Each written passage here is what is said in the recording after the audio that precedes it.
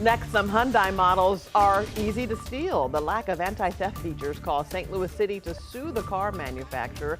How you can protect your car today for free.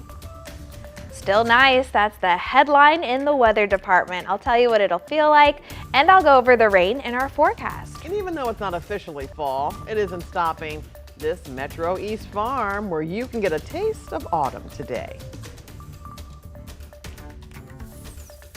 This is Today in St. Louis, focused on you. Good morning, everyone. Preps are underway for the 7th annual FamFun3k walk in East St. Louis. Here is a live look. We're going to learn more about the event in a live talk back in a few minutes. But first, good morning. It's Saturday, September 9th. You made it to the weekend. I'm Kelly Jackson in for Travis Cummings. And my old partner here. It's like old times. It is Tracy Henson. Good morning. Didn't it feel good to say you've made it to the weekend? I know. It did feel good to say that. Look at you. Maybe not necessarily being here to say you made it to the... No, I'm just kidding. I'm kidding. It's great to be here this morning. It is early on a Saturday morning for you. It is. But you know, when I left, it was nice and chilly and crisp. It was hard to leave the bed this morning when it was so crisp. It's going to be a really nice weekend, right? Yeah, and those overnight temperatures for us who like, it's good sleeping weather, as I like to say, we're going to have that all week long. Now, as promised, we are seeing a little bit more sunshine. We had a little push of cloud cover that came in mostly over the Mississippi River region for us today, but that is starting to already shift off and away, just as promised. Temperature-wise, it is 67 degrees. Humidity is dropping. It's at 70. It's always highest in the morning, and then it drops throughout the rest of the day. Winds are out of the northeast at just about 6 miles per hour. Now, over the next 12 hours here, we will slowly make it to around 80 degrees, but on our way to get there, that means we spend many hours in the comfortable low to mid to even upper 70s out there, so still pretty nice. And then we're going to drop down into the mid to upper 60s as we make our way towards midnight. Overall, a pretty nice stretch of weather for us here. For tonight, crisp conditions. We drop down to 61 for the early morning low. Winds will be out of the northeast at 5 miles per hour. We can look forward to our sunset. It's getting a little early on us, and it even threw me off a little bit last night, but it's now at 7:20. All right, Tracy.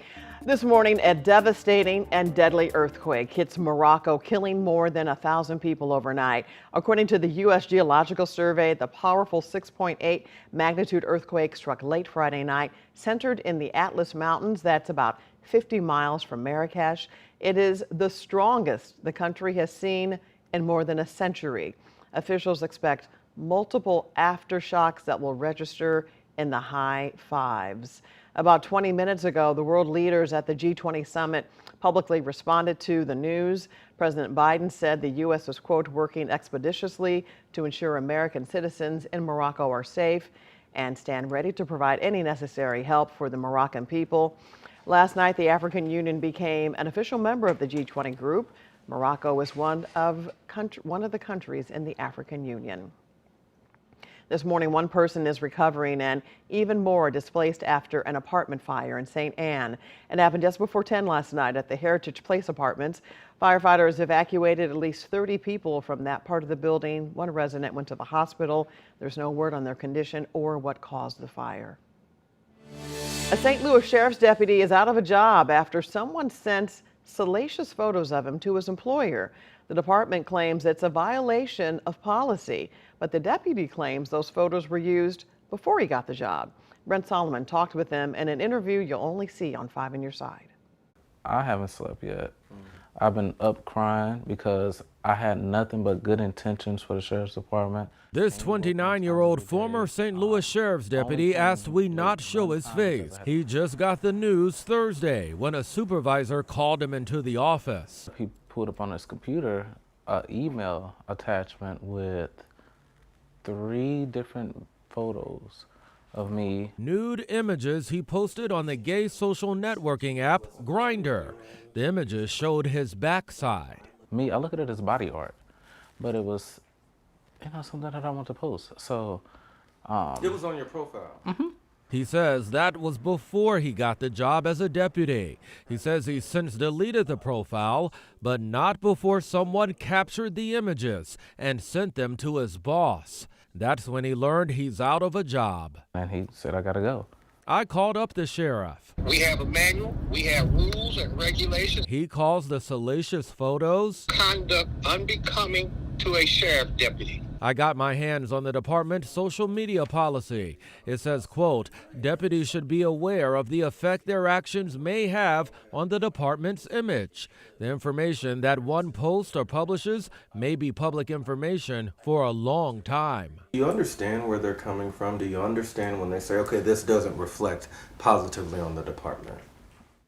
I don't, because I read the social media policy on the job. I can understand, but before, everybody has a life, everybody has a past. He was wrongfully fired through images that were sent unlawfully. Advocate Andre Smith is now looking for answers. They were distributed, obviously, with malintent because these images were not found on any other social media website.